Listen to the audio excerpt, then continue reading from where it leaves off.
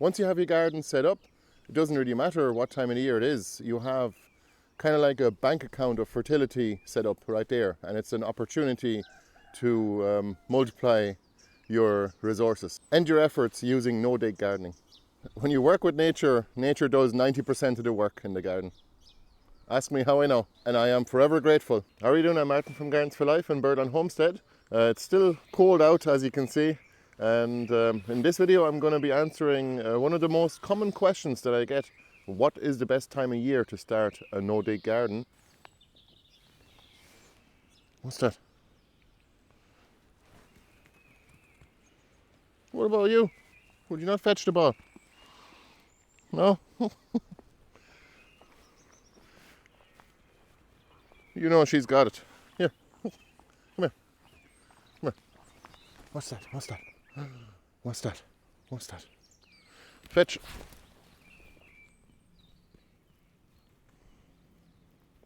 Luckily these gardens have been perennialized right from the start, so plants have been matured already. They've become fairly mature now in the last 2 growing seasons, so I don't mind the dogs actually walking among them or running.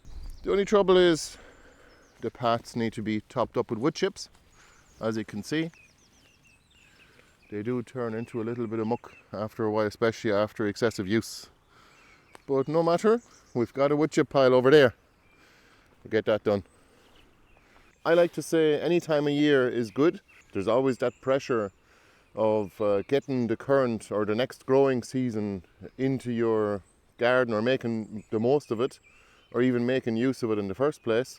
But what I like to tell people is, whether it's autumn or summer or winter, it doesn't really matter. You can start your no-dig garden anytime.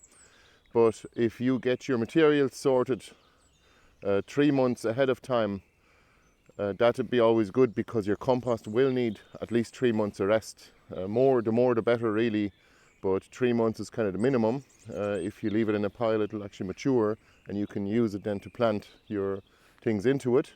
If you set it up now, you'll have it year after year anyway, and it'll take very little maintenance and very little to replenish fertility. Just mulch it once a year with about 1 inch of compost, and that should help to feed the soil life, and the soil life is what feeds your plants. Your vegetables are only a byproduct, as Toby Hemingway once said. If you're only starting now, this time of year really, you're only worried about crops that actually take a long time to mature, and we're going to need some of those gardens that are not yet set up to grow various different crops, such as pumpkins. Even though we're not ready yet, but those will not be planted out yet until there is no chance of frost, until the last frosts come out. I'd say probably about 2.5 months from now.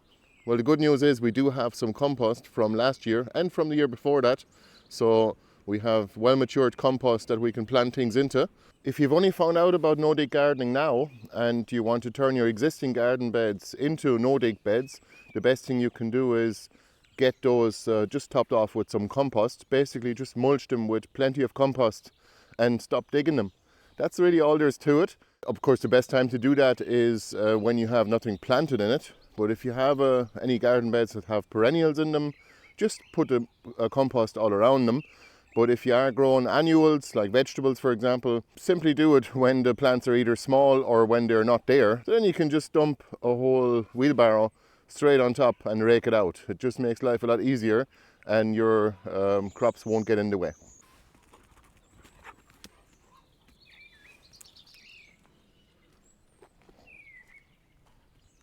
If you're watching this late in the growing season, don't worry, you can still achieve a lot even with fall crops as well.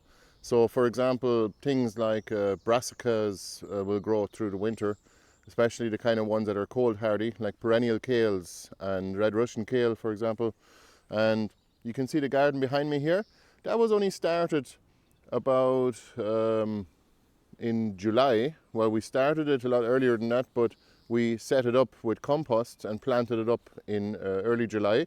So we still got in part of that growing season, but it was very productive even in the first year. If you're planting perennials, it doesn't really matter, because those will use the existing root system in the next growing season. So you're only adding on every single growing season. you're adding on to your productivity. If you like this video, you might enjoy joining one of our sessions of questions and answers where you, the audience, can actually email us. Simply email us to contact@gardensforlife.ie and email us any questions you have about gardening. We can answer homesteading questions too, food preservation, for example, or everything else related. So email us your questions or leave them in the comments below and join us on one of our questions and answers sessions. Some of them will be live, so if you want to find out beforehand when they're going to be on, just join our mailing list and we'll let you know. Thanks for watching. See you the next time. Bye bye.